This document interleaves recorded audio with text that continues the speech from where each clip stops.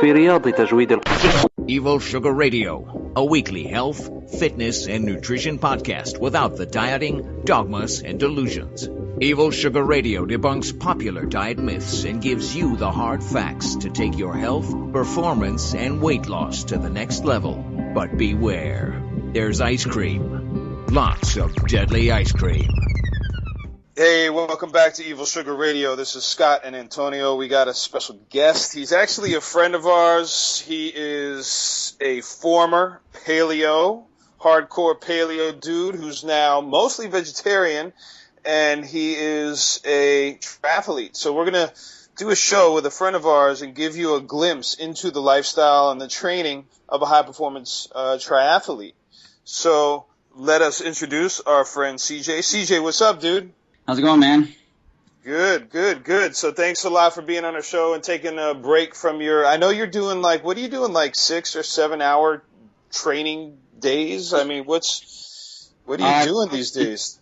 When I'm training pretty hard, I probably average somewhere around 4 hours a day. Wow, okay. And I probably should take more rest days, but I don't. But it just depends. I mean, it's not like I go out for 4 hours. I might only do 2.5 one day and then 7 another day. And so but at the end of the week, it averages out to probably about 4 hours a day. So first of all, where do you live? I live in Hawaii, in Kona. I know this is a stupid question, but what's Kona like? Is it touristy? No, it's actually a really small town. Everybody thinks it's, kind of big and everything, but it's not. It's like 12,000 people, I think. Nice. Which island are you on? It's the Big Island. Okay. Which is very big. It's not like the other islands, and it's not populated like the other islands. So, I mean, there's some other islands that aren't very populated, but this one is big. It's bigger than all the other islands combined. So. Oh, wow. Now, how long have you been living down there? You're not from Hawaii, are you? No, I've been here 3.5 years. Yeah. And why did you go out to Hawaii? Why are you living out there? To do triathlons, race triathlons. I don't know if it was so much. Actually, it was that was the draw, but it's a better training environment. Oh yeah, you can train year round, I'm sure. Yeah, exactly. And I didn't know how to swim. That's relative. I knew how to not sink, but I didn't know how to swim, and so I had to go somewhere else because there's not even a public pool where I used to live. That you can go to, and you can't swim in the rivers there because they're all snow melt. And it's just terrible. It's super bad currents and snow melt, and you can't swim in that. Not for more than 5 minutes. Where were you? Washington State. Cool. So what? So what are you training for now? What's your training like? So my ultimate goal here is this ultra distance triathlon, and it's really hard to get into because not very many people get to do it. So I've been basically trying to get into that for 5 years. What is that? What do you mean? Like there's qualifications in order to race? It's a qualifier race. It's a world championship. So you're supposed to do another race elsewhere, and then you have to do an Ironman 15 months prior. Then you kind of get on you apply, and they either accept you or they don't, or you can get on a waiting list for volunteer help and stuff. So I volunteer so that I can get priority. So hoping this year is the year. And how long is that distance? 320 miles. All on bike, or is that so much? No, it's a triathlon. So the swim it's actually closer to 7 miles in the Swimming? ocean. Open water ocean. And then you do 270 on the bike, and then you run a double marathon. Damn, dude. You're a beast. So the double's the hard part because it's between 100 and 130 degrees. Wow. And it's hilly, and there's no shade from the sun. It's so hot. So you got to run 52 miles. Yeah. Don't forget the 0.4. Yeah, don't forget the 0.4. Because that's probably where you're going to feel like you're going to die, knowing that's left. That's the plan. So how do you, I mean, do you just ride, swim, and run, or do you have a structured plan? Like, how do you actually train for an event like that? I mean, that's massive. Everybody's got their little tidbits on it and their input and stuff, and you kind of just try and absorb all that. But basically, I'm just doing as much as I can. I do as much as I can all the time. I joined a gym. I end up like not even really lifting weights and stuff in it. I don't even go. Matter of fact, I think it's expired right now. You do so much of the other stuff that you can't really do any sort of like structured workout that I find. I'm still really inexperienced at this, but I know that there's been other like really good triathletes like Conrad Stoltz. He's like 13-time Xterra champion. He didn't do any weight workouts for years and years. I can't imagine you'd find much time to fit in weight workouts. Yeah, it's hard. And then, if you do a hard weight workout, which is what builds muscle and strength, then you have to recover from that too. Right. So if you go do a bunch of stuff that blasts your legs out, then you have like delayed onset muscle soreness. You can't go do your runs and things like that to build your aerobic fitness that ultimately you really need more. I mean, you don't see very many Kenyan runners out there doing 300-pound squats, Right. Because they got to go, they're running, 100 whatever miles a week. But they got their hard workouts too. It's not like, if you go, like yesterday, I did 7 hours in the mountains on the bike. You're going up hills. Some of this stuff's between like 8 and 22% that I'm going up. And, that's when you go up a road that's a mile long, that's 22%. I can tell you, it's like doing a lot of damn squats. You maintain plenty of muscle and probably not much fat at all, right? So it's just, you see like cyclists in the Tour de France, they're all like super, super skinny, but they're strong, man. Yeah. Go try and do what they do. You're going to die. Right. That's why they're all on dope. I could ride the downhill part. Yeah. Not like them. No, I could just like stay vertical on the bike. Yeah. Have a good time. That sport is, I have a lot more respect for that sport now than I did. I came from a motocross background, and, cycling was kind of cool and everything because it's two wheels basically. Right. Wow, that's kind of cool. But now that I understand how it works and what the chess game that those guys play and what they put their bodies through, it blows my mind. Those guys are crazy, and they were just like, oh, they're on dope. And I was like, how can you not be on dope and do that? You can't. Right. You got to do 100 miles a day for basically 23 days in a row in the mountains. Yeah, you need something to help recover. Yeah, exactly. So and something for everything else too. What's your background? Have you been doing distance stuff all your life, or you played sports as a kid, or what? So very, very quick kind of history here. Just kind of your normal fat kid. I eat a lot of stuff, and a lot of it was really, really junky, not very nutritious. I had tons and tons of problems, health problems. Like I always stayed after I got into like my teens and I started doing motocross. I stayed like fairly skinny. I was very skinny fat because that sport also is ridiculous in what it takes physically. But I would, plop down after my day of riding and just, eat pizzas and peanut butter and jelly sandwiches and stuff till the cows came home. And then I got really, really, really sick in my early 20s and stuff. My knees had failed. Everything on me ached. I was diagnosed with arthritis at age 19. I wore, knee braces like Forrest Gump. All this kind of stuff. And so I was like, I'm going to put on my magic shoes, And so, when I did any physical activity, I always wore those knee braces and stuff. I didn't have to wear them from day to day, but I couldn't even do a bodyweight squat. Not even one. Just because your knees ached that bad, or because you were that weak? Just, it was like there was gravel in them. They just went, and then I would just stay down and then sit on my butt, roll over, and, get back up. Yeah, no, not even one bodyweight squat. Wow. And so I ended up getting really, really sick.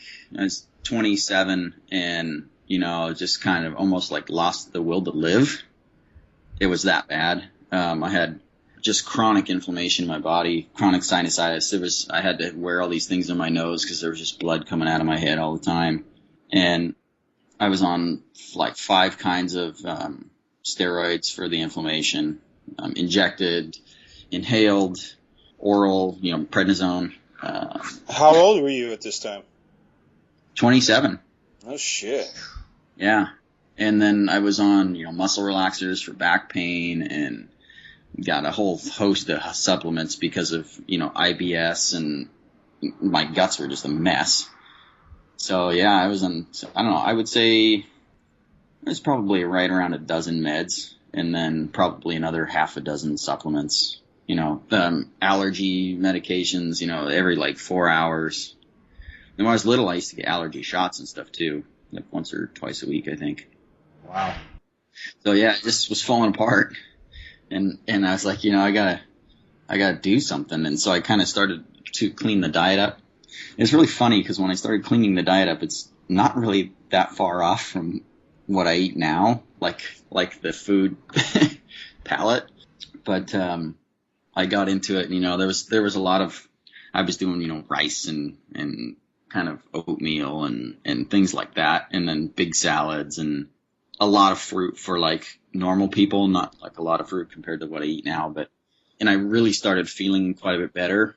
And then I read Michael Pollan's book In Defense of Food, and then that kind of got me on the whole health track, and which snowballed out in kind of a bad way. Found the paleo diet. It's really funny because I started feeling really good on the paleo diet, and it kind of started fixing some of my issues. Right. Well, of course it's the paleo diet, right? That's Right, doing of course. It's not that you quit eating junk food all the time. Just dove head first into that, and it was great. I guess that's relative too. Great compared to what I was feeling like. Right. For about 6 months, and then it kind of just wasn't really working anymore, So after that point, it's like, oh, maybe I'm not eating enough fish oil, and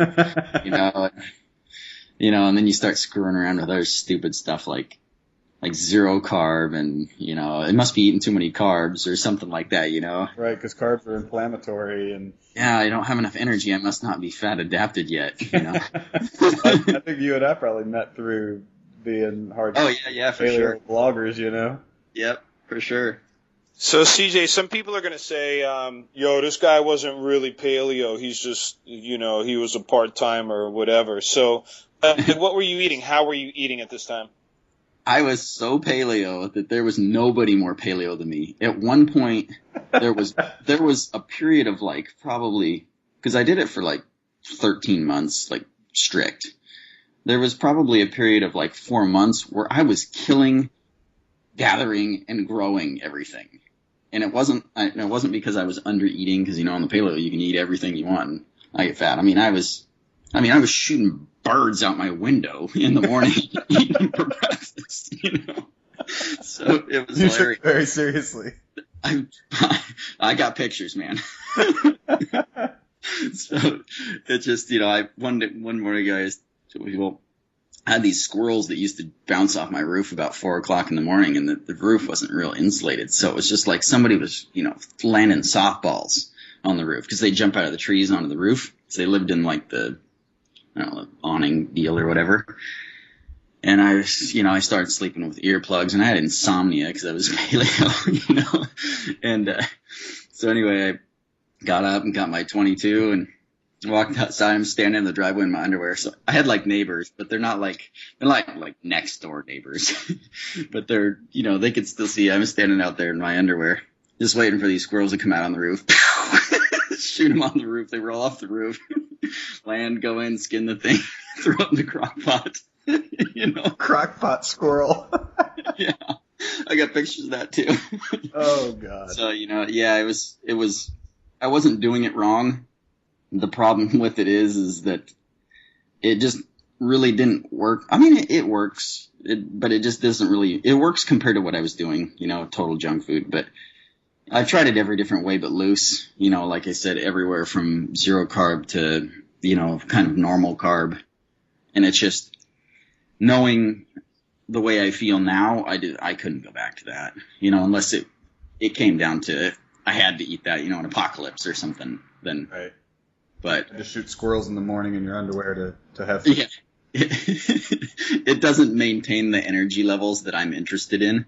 I like being a high energy person, and it doesn't do that, So, and I used to listen to all that stuff and read all those bloggers. And yeah, I'm so happy not doing that anymore. I don't follow anybody anymore.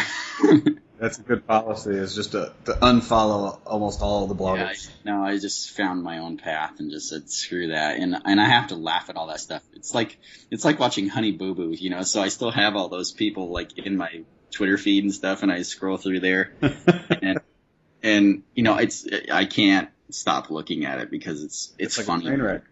Yeah, it is. It's a freaking train wreck. And I love how that diet will just like, on any given day on some newfound science, you know, that's not even new. It's like almost 100 years old. And then they're like, oh yeah, you know, potatoes aren't so bad for you. Look, you can eat rice even though you can't eat grains. Yeah. And butter and cheese is okay if you ask the right person. Yeah, because, you know, it's just a marketing it's term. The right macronutrient ratio, but it's not low carb. Right, of course. Not low carb. Low carb, except but, the sweet you know, potatoes are the only thing you can eat. But butter has the right macronutrient ratio, but it's not low carb. Bacon's great, you know. It's not factory farmed or anything. Bacon's good for every meal of every day. I don't know. So it's just funny, and you know, they would say, "Oh, well, it's because you're not following the right people and all that kind of stuff." No, it's you can see the whole scope of everything. You can see the big names, you can see the little names, and the funny thing is I know a lot of these people, like on a personal level, and it's all BS. There's so much BS involved. It's just what they're really doing outside of their blog. I mean, you guys know. Yeah. You guys know because you've seen it. But, you know, it's just in the drama behind the scenes, and it's just, oh, my gosh. It's kind of like high school. Yeah, but probably worse. You know, because there's money involved. Right, that's true. Yeah, it's hilarious. So, I guess to go on with my little history thing here, I was following some people online, some athletes. You know, I'm paleo, and I was really into. Jonas Colting was kind of a hero of mine because he was on Mark Sisson's site, you know, and he's this ultra triathlete, and he was a hero of mine. He was the paleo guy, so it was like, you know, he's the ultimate. Well, he kind of is, but anyway, he's awesome. But anyway, so he was kind of like my hero. But then I started seeing these other guys that were, you know, kind of doing like vegan stuff. And I'm out here doing these, you know, one of them was Rich Roll in particular, and he has a podcast and stuff too. And I actually still follow Rich. And he's out doing these workouts, you know. He's like, 5 hours on the bike today. I went for a 4-hour run, you know, blah, blah, blah. And I'm like, dude, I'm like fat adapted, man. I'm going out and I'm doing these, you know, say 3-hour workouts or whatever. And my legs like never recover ever. They just feel like huge and swollen and stuff all the time. And I still went out there and was doing it, but he was doing these big workouts and he was recovering all the time. And I was like, you know what? Maybe there's something to this, you know, vegan stuff. I mean, maybe I am missing something here. It's not like that different from what I'm eating now. Cause, you know, paleo is based on whole foods. If you don't get into cupcake paleo or whatever you want to call it.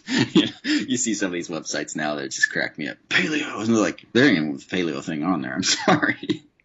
But anyway, so I switched. Actually, funny enough, I think I went to a raw vegan first, like a low carb raw vegan, because I was still afraid of the carbs. What did you eat? Lettuce? No, it was like raw broccoli and you know, avocados and stuff. I mean, it was a mess. Nobody does that. But well, I guess there probably is people that do. But yeah, I mean, some people do. It was something that I kind of made up as kind of like a transition for me. I wasn't following anybody in particular to try and eat this. It was just like, you know, I got to stay low carb and fat adapted because I was so afraid of carbs.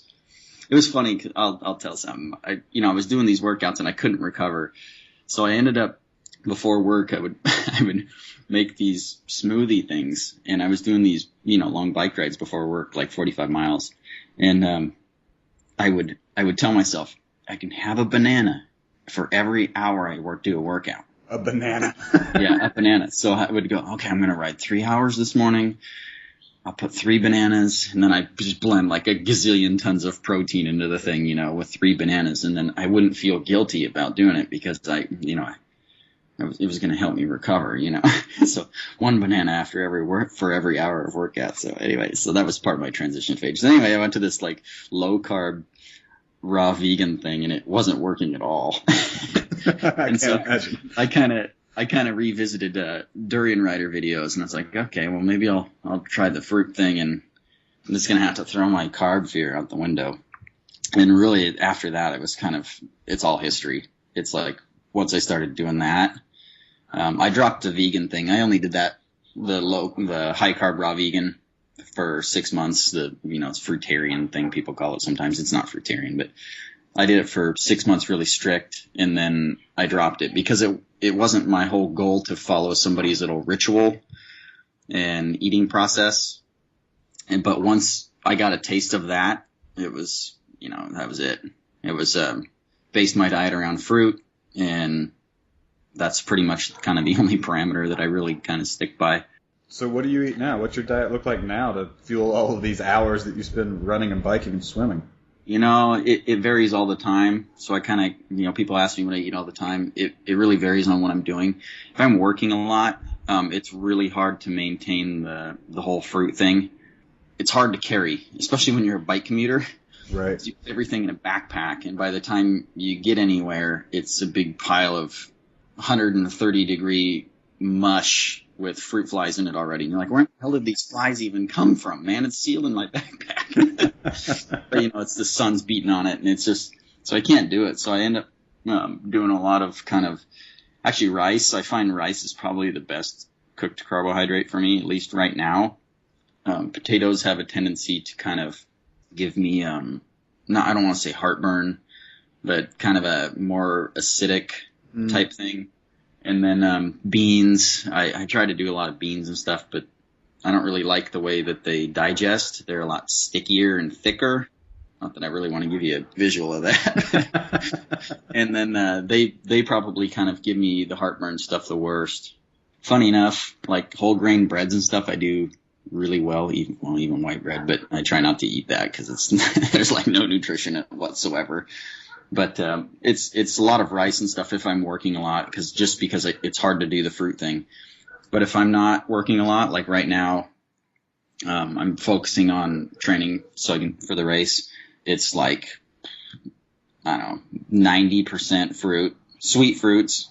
And a lot of people don't know what that means, but that's like banana type fruits, not like oranges and crap like that. I don't eat a lot of citrus at all, like almost zero. Dates?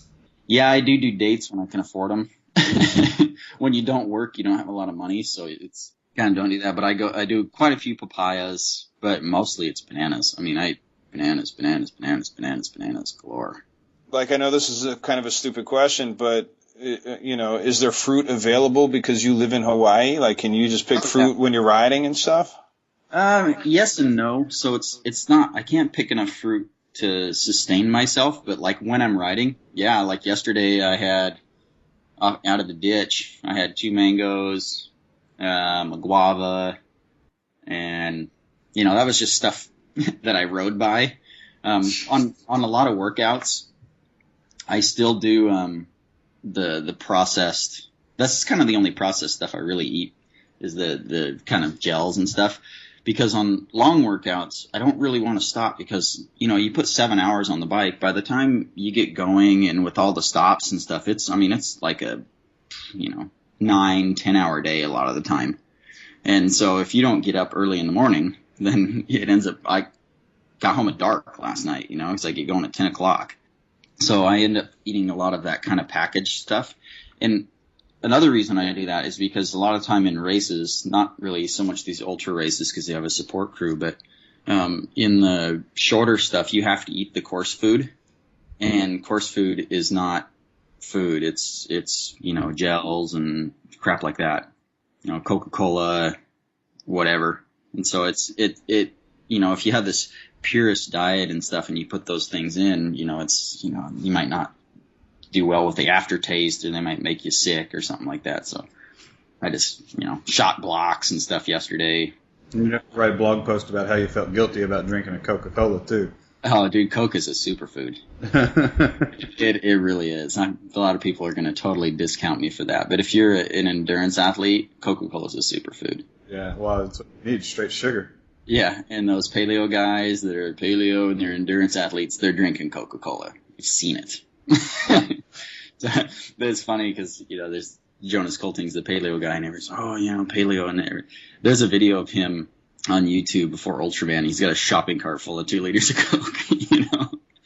It's like, you don't race these races paleo. I'm sorry. You don't. It's stupid. I mean, you can, but it's stupid. I mean, why? Yeah, there's no point. It's just, you know, it makes up such a, this is where people get lost in the health food, super clean stuff. When you do eat those junky foods, it makes up such a small percentage of what you eat. It doesn't matter in the long run. You know, because I drink a Coca-Cola out on my bike ride. You know, most people don't do bike rides like that, but you know, you drink a Coke you go for a 3-hour bike ride once a week and you drink a Coke or two. I mean, what's that make up, like 0.02% of your calories for the week? You really think it matters? No. But it's got high fructose corn syrup and GMOs, man. Yeah. And when you're doing that stuff, you love every second of it. Right. Because, you know, Coke is awesome. One, it has caffeine, which is a fat burner, you know, especially when you're doing that kind of exercise. And then that fructose is processed instantly. You know, if you're a marathon runner and stuff, there's nothing like Coca-Cola. This stuff's the bomb. Is Coca-Cola even better than like orange juice or pineapple juice or something like that? Like my last Ironman in the run, it was nothing but Coca-Cola and water. Because by the time you get to that point, you know, you've already been on the bike. You're already, you know, 7 hours plus into the race. By the time you get to that marathon, your body's smoked. You know, it doesn't process things very well. And a friend of mine's just like, you know, don't do anything but Coca-Cola.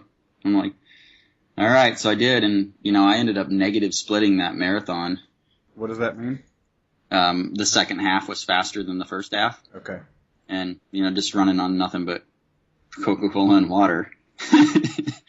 So you can say what you want about Coca-Cola, but if you're an athlete, you know, it's a superfood.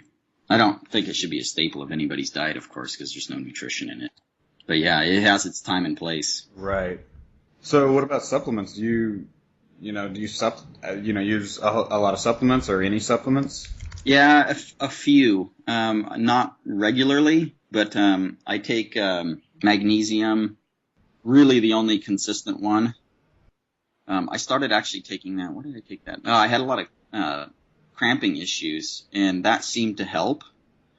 You know, everybody's like potassium, you know, and this kind of stuff. No, it's there's a balance of things, you know, in your body. So anyway, mine ended up being magnesium. And when I say cramping, it's not like, oh, should I just cramp like normal everyday cramp? It was like, you know, a mile and a half into a swim, your calves start cramping up. But, you know, a lot of it ended up being stretching issues and stuff, which it's all part of the learning process when you haven't come from a background of athletics.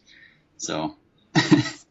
And is there a particular type of magnesium that you prefer? Because I know a lot of people get the natural calm just because it's available everywhere. Yeah, no, I haven't. I just got, I don't know, Target just get whatever. Walmart. Whatever. Magnesium. I think it's got zinc in it or something too. Okay. Yeah, like a ZMA. Yeah, sort of. I don't know. I just grab whatever's in front of me on the shelf. So that's probably the only one I consistently take. I do supplement B12. I've been doing B12 injections for a year now. And I just did that because of what I do, not because I really thought I had a B12 deficiency. When I started doing those, probably about a month after I started doing those, I did feel like I got kind of a pickup in my energy. I didn't feel like I had kind of fatigue. Sometimes you kind of get this like lingering fatigue. And I feel that went away. And I mean, it was like a month later, so I can't believe that it was like a placebo effect. You know, so I don't know. So I just kept doing that. And I dosed pretty high on that for a while. And I've dialed way back because I actually got some blood tests. My B12 levels were off the charts. So I was like, all right. But yeah, I had blood tests here last December. They're really expensive, you know, so I don't do them, but everything was fine. I got all the fat soluble vitamins done because my diet isn't high in fat, and I don't eat a lot of those fat soluble vitamins that you would get from, say, the paleo diet. And all those were absolutely fantastic, you know, considering especially that I eat like 80 to 90% of my diet of bananas. Well, here's a suggestion. Maybe you should add a stick of butter to your meals. Yeah. A stick of Kerrygold would probably really do you wonders. That would get me the vitamin A and D and all that stuff that I need.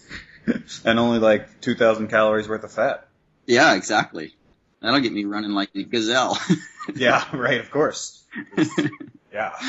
So outside of a shit ton of fruit, you eat meat, you eat eggs, you eat, what else do you eat? No, not really anymore. It's funny because, it's different periods of the year. I just go by feel.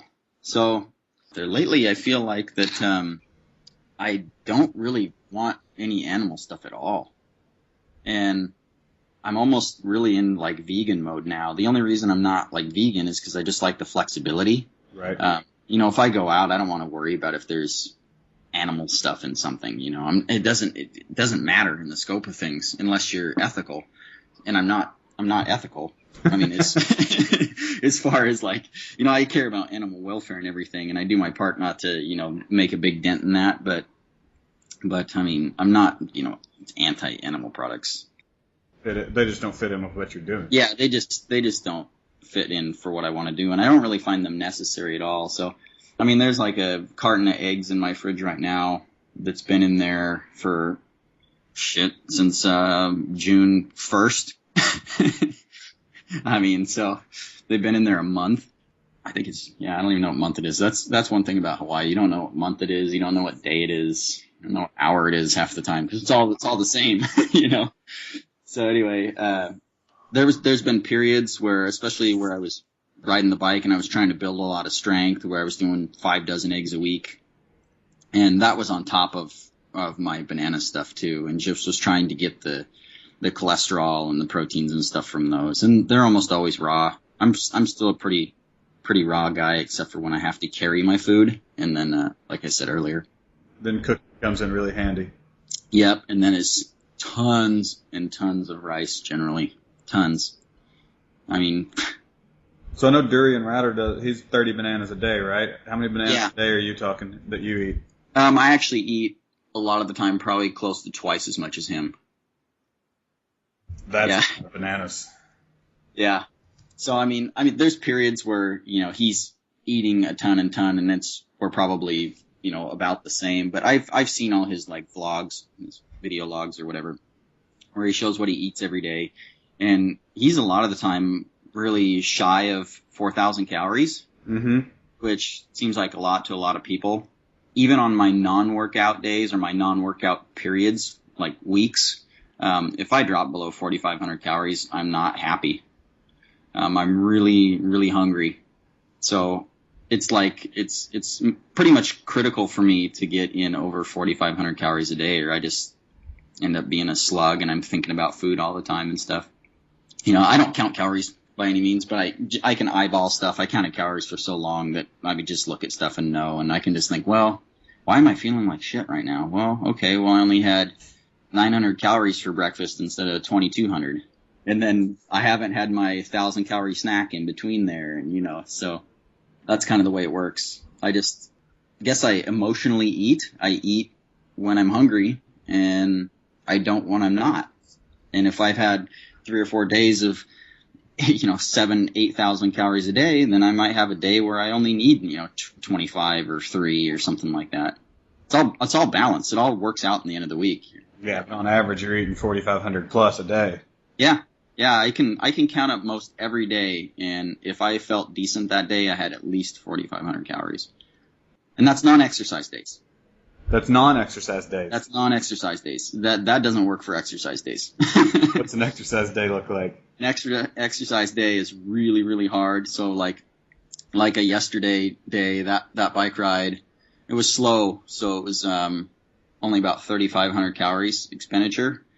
And so I got to stick that on top of my 4,500. So, 8,000 was a yesterday. I didn't eat 8,000 yesterday. So today I feel okay right now, but after today's workout, I imagine Monday I'll probably start kind of feeling depressed, and I'll have to basically kind of like just sort of binge eat to catch up. Okay. So, yeah, yesterday was a very, very low day. I probably had, breakfast I had about 1,200 calories, And then on the bike, I had about 1,000. And then when I got off the bike, I had 1,400 plus another like 1,200, 1,400 in like bananas, and then another 1,200 in like pasta for dinner. And then, I don't know, I probably drank some sugary stuff, some other juice and stuff on top of that. But for the most part, that was pretty much it. So I don't know, that was a 3,500 calorie day or something like that. Which is more than most people eat in a day. Yeah, that's still probably about 4,000, I guess. I don't know. My math isn't very good at 7 o'clock in the morning. Yeah. That's early for you. And I'm not worried about it anyway. So it's like one of those things where my ADHD kicks in. I don't care. The calories, just put them in. So, yeah. And, you know, it's my body weight when I'm not training does come up, but it very much plateaus. You know, my metabolism, we got it so cranked. And for about a year, I was kind of, I didn't say I followed Matt Stone, but I was really interested in Matt Stone and Ray Peat and kind of all those guys that were into the metabolism things. And I really ramped my metabolism up quite a bit, kind of doing a lot of that stuff, getting back into some processed sugars and things like that. And I ramped it up. There's actually a blog post on Matt's site that I did, I guess. I ramped it up so much that I actually had to stop doing that because it was affecting my performance. My resting heart rate was too high. I was overheating on my runs and stuff. And so I went back to eating more like green stuff and more like whole sugars from like fruits and stuff to kind of get me back down. So like my resting heart rate now is probably below 50, in the mid 50s, you know, at any like given time. I don't have a heart rate monitor on at the moment. Surprise, but yeah. So that came down from like 70 something, you know. So it makes a big difference. How's your sleep? How do you sleep? Do you find it easy to fall asleep and stay sleeping solid through the night? Yes and no. So I sleep pretty well. My problem is that I drink so much that I have to pee a lot. I don't have a problem going back to sleep after I pee. You know, sometimes, like workout days, sometimes I'll have to pee like 7 times a night. I got lucky last night and only had to pee twice. You know, and then you wake up in the morning and your bladder's sore because you held it so much. But I sleep pretty good. But I do have the typical problem of the 4 o'clock in the morning kind of wake up time. If that happens, I go to the fridge, pop some juice, and it's lights out again. Because, you know, the sugar dumps those stress hormones right back down to normal. Right. And it's just sleep. It happens usually pretty much immediately after that. It's very rarely. There was one night this week where I was up at 4, and I think I just had too much on my mind and, you know, kind of just had to get stuff done type thing. So I couldn't go back to sleep. But yeah, otherwise I sleep good. And it's funny enough because those really, really hard workout days, like yesterday, I actually usually sleep worse those nights because you kind of, like last night I was hot. I don't know if it was the temperature of the house or just because my metabolism is so high from that ride that I just cooked, you know, and your legs are kind of sore. So you have a hard time kind of finding a comfortable place to lay. You know, I don't know. It's all part of the game, but no, I don't have a sleep problem other than making time for it. In between riding and eating bananas. Yeah. The typical American thing, you know, where sleep's the least important thing of the day where it should be the most important thing. How many hours a night do you sleep? I would say on average, maybe 7. I wish it was more like 10. The times where I've gotten like 10, it was awesome. But it's just, I don't end up being able to do that. It's just, there's so many things between work and, you know, or if I come home, I'm like, yes, I'm going to get to bed early tonight. And I was like, crap, I haven't done anything to my bike. The chains have already fall off of it. So dry. And, you know, it's so, end up screwing around, cleaning stuff for 2 hours because, you know, it's been neglected all week long. So it's just, I don't know. I just never seem to be able to get to bed early. And then, you know, if you don't go to bed early, then you get a second wind and you end up being up till midnight or something. So yep. I really, really have to work on prioritizing it.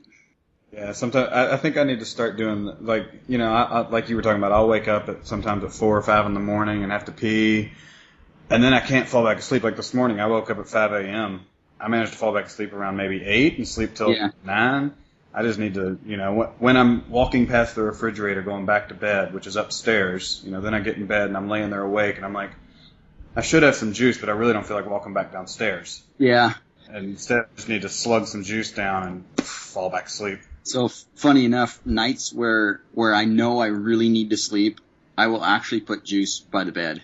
Oh, smart. Yep. Because, I know that I'm going to wake up and I know I've got to get back to sleep. And it's right there and I just boop, pop it and pow, back to sleep. I think I did the milk and brown sugar thing for a while because I didn't have any honey. Everything on the islands is really expensive. Oh, yeah. It's all imported. And then the local stuff isn't imported, but it's, organic and local and all that kind of stuff. So it's all overpriced too. But, do you eat much pineapple? No. Really? And, the reason is because it's not very convenient food to eat because you have to cut it and stuff. So I don't eat a lot of pineapple. Plus it's, I like my fruit perfect and pineapples aren't always perfect. They're either too green or they're too overripe and it's hard to time them. When you eat a lot of fruit, you really got to time your food. I would say this, the main drawback to that diet is ripeness timing. So a lot of what I do now is I'll go get, I'm looking over here because that's where my bananas are. I get between, say, about 40 and 80 pounds of bananas twice a week. Wow. And I buy them all overripe. And so basically when I get home, they're on their way out. So I have to peel them all, and it's so time consuming. It's like those days where I want to sleep. I have to peel 600 bananas, it's like, and you can't believe how hard it is. And, a lot of them will have fruit flies and stuff in them. So I really can't just peel them and throw them. I have to kind of inspect them as well, unless I want to eat a banana full of maggots. So it comes with the territory, where everything is delicious. The bugs think it's delicious too. So right. I got to go through and I end up freezing most of them. And I don't really have a problem with freezing stuff. Not that I really care anyway, but you only lose 10% of the nutrition when you freeze or I think cook stuff. So I don't really worry about it because I basically eat them for the carbohydrates. And the amount of food you're eating, you're getting plenty of nutrition. Yep. Yeah. It's a non-issue. It really is. And so I just fill my freezer completely to the brim with frozen bananas. And another benefit to that is I can eat those cold foods when I come in after a ride or a run. And it feels really good to get your body temperature back down. You go for an hour run or a 2-hour run in the heat of Kona's day, the surface temperatures are 120 degrees. You want something freaking cold when you get home. Right. And frozen bananas kind of like ice cream. Yeah, it is exactly, and I have Vitamix, and I eat them as ice cream most of the time. But then when I'm super lazy, I just chop them up and throw them in a bowl, and then pour molasses all over them, and just eat them that way. So here's I think an important question: how do you stay motivated to every day to get on that bike, or to go out for a multiple-hour run? Funny enough, it's the carbs, man. It's the food. Yeah. What do you mean? What do you mean? Can you elaborate a little bit? Yeah, I can. So I gotta give props to somebody. So, and this is also gonna get a lot of people not to like me. Durian Rider has probably had more influence on my life in general than maybe anybody, and more influence. I get more useful stuff from that guy than anything from anybody, everybody combined. It's really pretty funny. So because I don't follow his vegan philosophy, it doesn't mean you can't use what he has.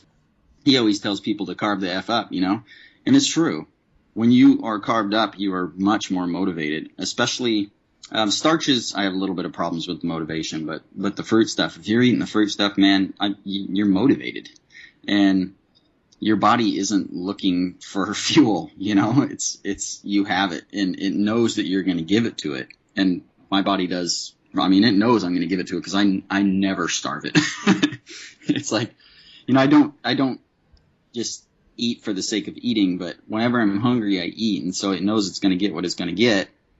And bam, the sugars and stuff in those fruits, it keeps your energy levels up, And it's really important post-workout too, that you really get that in. I mean, like last night when I got home, it's like priority number one is to get in those simple sugars from fruits as much as I can stuff in me until I almost don't feel good, because I know that my body needs that. And especially if I'm going to do it again today, that is recovery.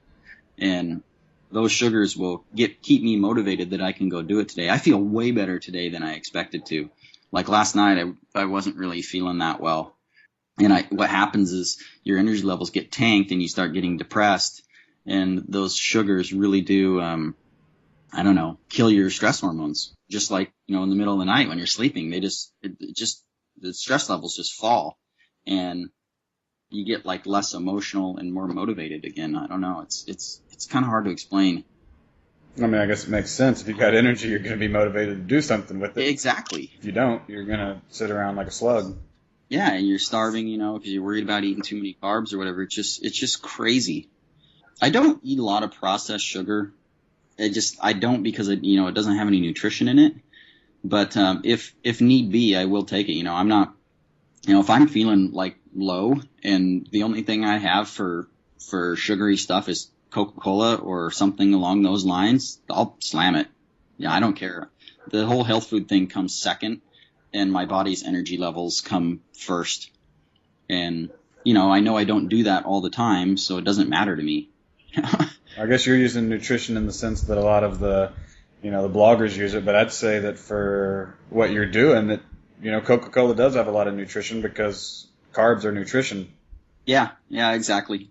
I just make sure that if I eat a lot of stuff like that throughout the day, that I really come back to eating foods that have a lot of nutrition in them, Yeah, you mean like vitamins and minerals, not just... Yeah, exactly. And I actually want to mention that too. I'm like a really big molasses fan. I think Matt Stone kind of got me on the whole molasses eating stuff like that, but he was the one that kind of brought to light that I think what was he doing? He was doing that thing where he was pissing on that... The RBTI thing. Oh, yeah. Yeah, the RTBI thing. I actually bought one of those and was peeing on it. It's kind of interesting. Yeah, I didn't like that or that dude at all. I called it out for being bullshit, but I got inspired in the same way. Like, Matt said, you can drink, molasses, and it's a really good mineral supplement. Yeah. Which is true. It's pretty mineral dense, Blackstrap molasses. Especially the blackstrap, yeah. And and it's fairly inexpensive too. Probably not after everybody in the world hears this, right? I actually do a lot of that, and I put it in with my bananas because, I think our diets are probably really mineral devoid. And a lot of the things in that molasses is things that I need anyway, magnesium. It actually has iron in it. And I think probably as an endurance athlete, that's probably fine for me. I'm still not totally on board with all the iron stuff, but I think it's probably okay for me. And so I do tons of molasses. I love it, and I think that that's good. It comes from cane sugar though, so you're going to get diabetes. Oh geez, cane sugar. Oh noes. For you, the iron's probably not an issue either. If you're not eating a lot of animal products, and you're probably not cooking in cast iron skillet either. Nope. No, not even really cooking it.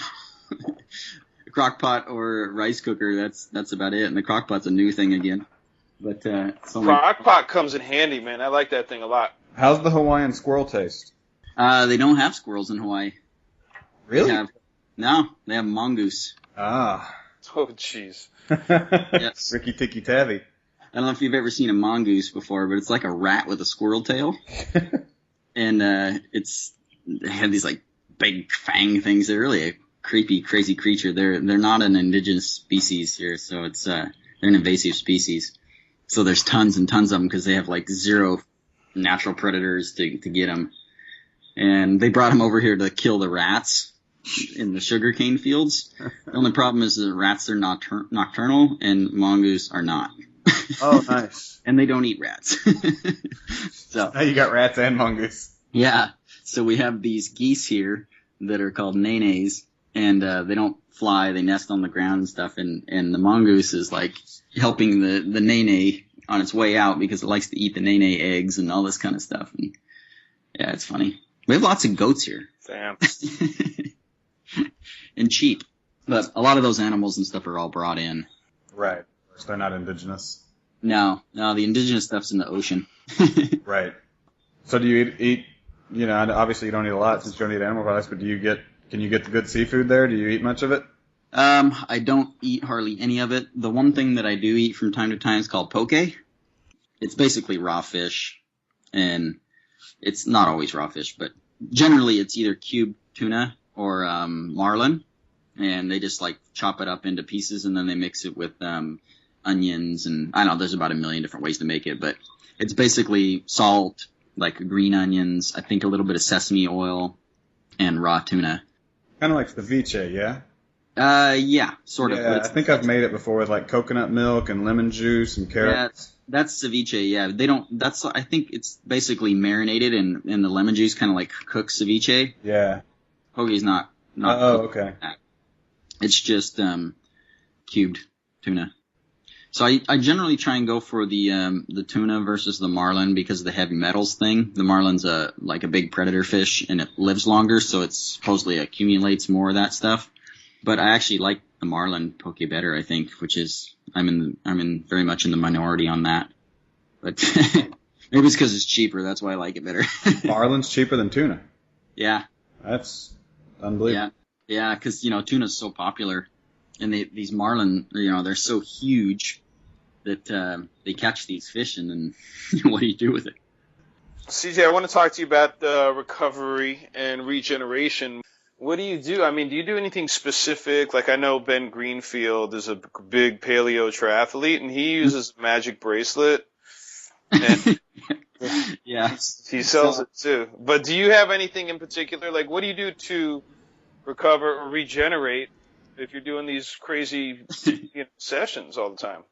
So I got to say, Ben is a fast athlete. He really is. He was like the top athlete in the Northwest where I'm from for a long time. Well, I mean, he does use a magic bracelet, so I would expect. Yeah, that's true.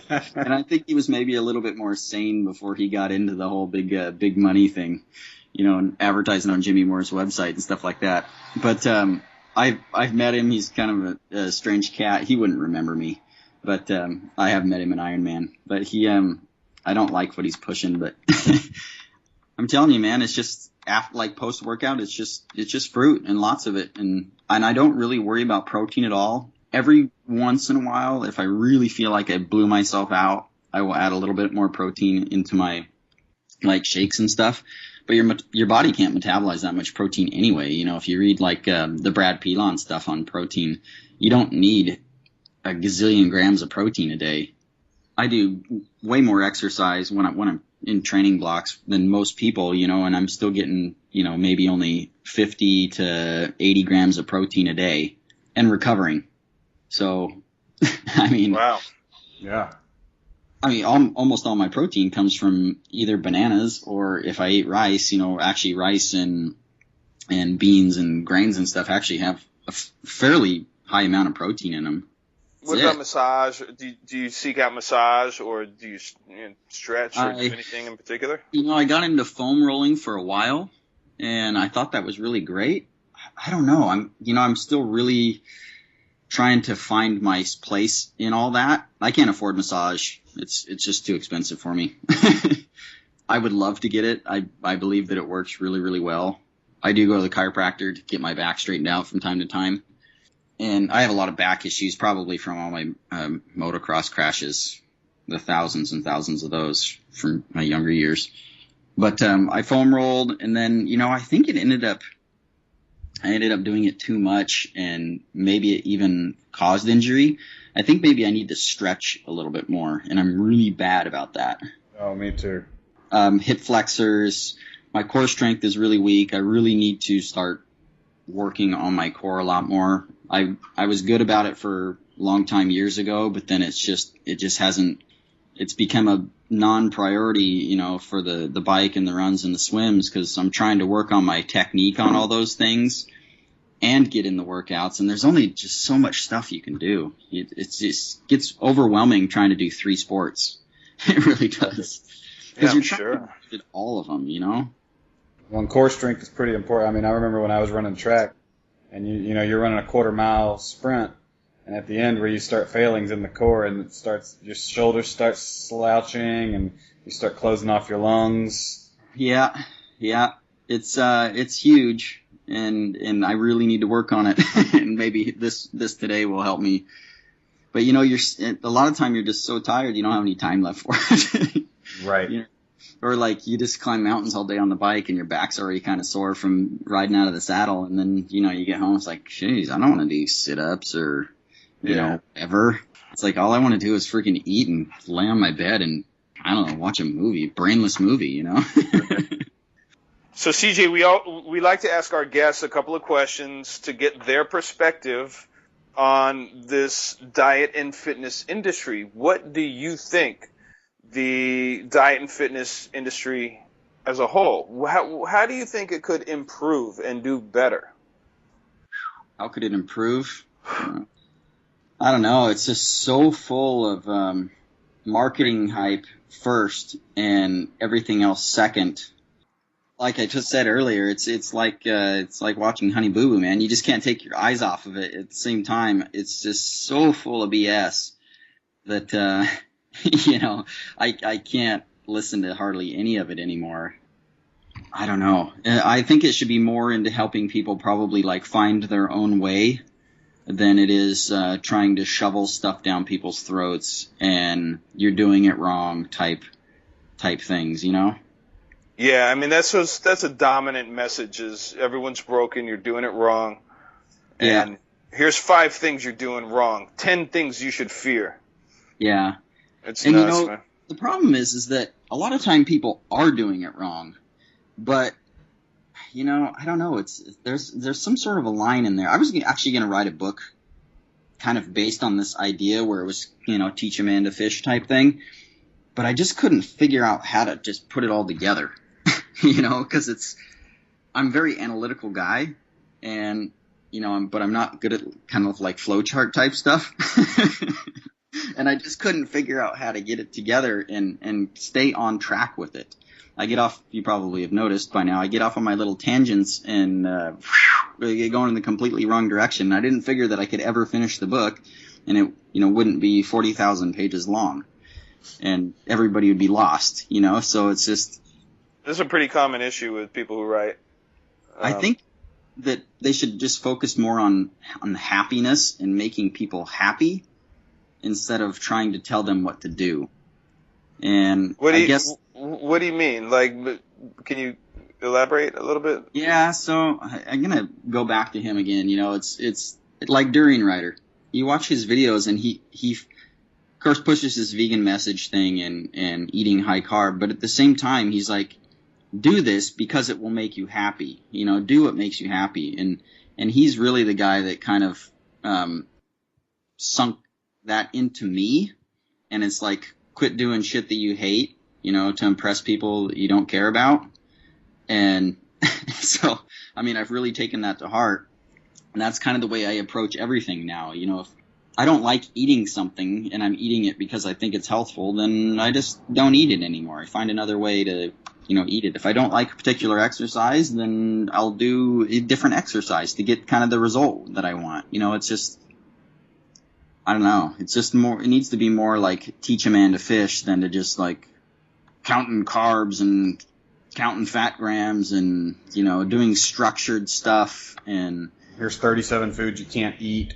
Yeah, exactly. And you're not going to get 6-pack abs if you don't do, whatever. I don't know. Just teach people and show them how, maybe they could, because everybody's different. So maybe I can't do 50 crunches a day, and maybe I can't do 50 push-ups a day. Like, I can't even hardly do push-ups because I have one wrist that's so bad I can't lay my hand flat. So I do girl push-ups. So, well, I'm not going to build any muscle doing girl push-ups. Well, you do enough girl push-ups, you're going to build some damn muscle, or at least make it strong. So I don't know. It's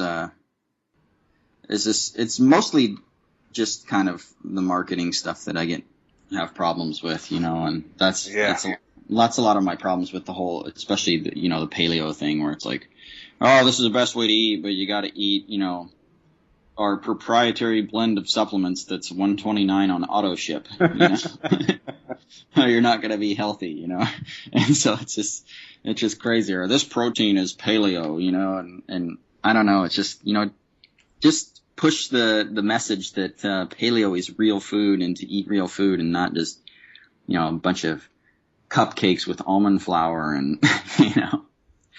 I don't know, I'm getting off on a tangent again. No, I mean, we say that. I mean, we agree. We say the same thing all the time. Like, that's one of the biggest things is some of the marketing overshadows the more important stuff, and the marketing stuff confuses people. It takes people down these long, unnecessary journeys of doing things they just don't need to do. You know, and I do basically unpaid consultations for people all the time, and they're like, well, what do you do? And I'm like, well, it doesn't really matter what I do. This is what I would like you to try, and if it doesn't work, then kind of drift this way, and if that doesn't feel like it works, then drift back the other way. I'm like, oh, well then, of course they go back to doing whatever they're doing and don't do it. But, as you probably know as trainers and stuff. But anyway, you know, it's just, I just try and guide people. I don't really want them to know necessarily what I'm doing. I just want to show them kind of how I do it. And, you know, because like I said, I don't do I don't even stick to any kind of a schedule myself, you know, like on my eating stuff. I mean, 1 week it might be almost all rice, and the next 8 weeks there might not be any rice or something, you know. So it's just, I can't tell people, well, you need to eat rice for dinner, and then right after you eat your rice, you got to do some squats so that it doesn't stick to you, you know, and all this kind of stuff. I don't know. I don't know. Sorry, I'm not much help. No, I think it's a good answer. It's the same thing we talk about, is getting away from marketing bullshit, perfection, diet, and just kind of guiding yourself. Yeah. Yep. Yeah, a little self-experimentation, pay attention, see what works, find what you enjoy, what you prefer, instead of following somebody else's, guidelines, especially, guidelines that are based on ideologies or ideas that are kind of faulty sometimes. So, you guys might not get heartburn from potatoes. I do. I think they're a fantastic food. They're just not a fantastic food for me. So it could be the absolute most perfect food in the world for you. You could live on nothing but potatoes the rest of your life, but I can't because, I can't go out for a run because I'll have some heartburn or whatever. Mm-hmm. So it's just one of those things. You just can't tell people what to do. You just got to give them guidance and let them figure out how to do it on their own. So, if you were a marketer, you'd write a diet about why nobody anywhere should eat potatoes. Exactly. And probably make a fortune. Exactly. And I've tried them to no end. In taro, we have taro here, and I think taro's awesome. I love eating taro, but it just isn't quite the right food for me. I just do so much better on the bananas. It's just that, I just can't. You're better on sugar than starch. Yeah, exactly. And at different times, it's different, I'll go for a long bike ride or something, or I'll just be killing some hills, and oatmeal cookies or Cliff Bar or something like that is like the right food for that time, which goes against everything. It should be more like the simple sugars and stuff because you're using the bigger muscles to pound out that heavy stuff, and you want to be able to process that. And it takes digestive power to do like oatmeal, especially kind of like raw oats and stuff. Mm-hmm. But for some reason, I can go race in the morning and then pound a bunch of like oatmeal cookies and then just kill it the rest of the day, It's funny that I go for races and then I do workouts after my races. Then you do workouts after your races? Yeah. Yeah, I'll go do a hill climb race and then I'll do hill repeats after the race is over for an hour, But it's just, whatever. But, so it's just different things. A lot of people couldn't do that. They wouldn't be able to have that in their stomach. It might make them throw up. I don't know, whatever. You got to find your own little thing. Yeah, good point. A lot of good info here. And by the way, CJ, this has been a fantastic interview. So thanks a lot, dude. Yeah, thanks for having me. So that's the show for this week. We appreciate y'all tuning in. And first, we want to give a shout out to Baba Brinkman. And, thank him for letting us use his song, Revenge of the Somatic, there at the beginning. You can check out his music at bababrinkman.bandcamp.com. He puts together some really good science-minded rap and hip-hop. So, check him out. Support independent artists. Other than that, we appreciate y'all tuning in as always. If you want to help us out, you can go to iTunes and rate us, and that helps us out in the rankings. That exposes us to a wider audience so we can help spread the anti-dogma Evil Sugar Radio message to more people. If you're feeling especially inspired by something we've said, go ahead and write us a review. But if nothing else, just please go over there and give us a rating. Helps us out, and we'll be eternally grateful. So that's Evil Sugar Radio. We appreciate y'all tuning in, and we'll talk to y'all next week.